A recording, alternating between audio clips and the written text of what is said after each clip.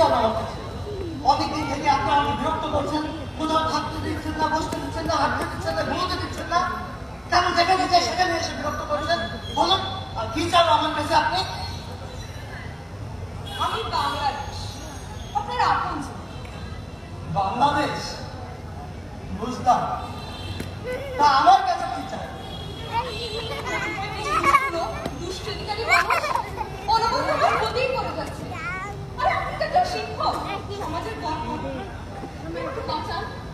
তুমি তো 1971 সালে 17 ডিসেম্বর স্বাধীন হয়েছ, শত্রু মুক্ত হয়েছ, তাহলে তোমার এখন বিশাল বিপদ।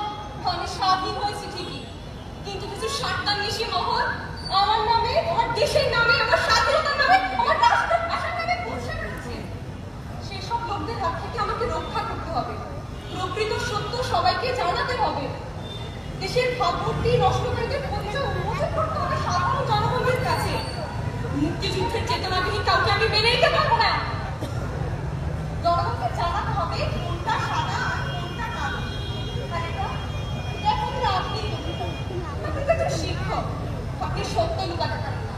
আপনি সত্যবাদিতা ন্যায় পরায়ণতা শেখান সবাইকে। আপনি আমাকে বাঁচান, বাঁচান।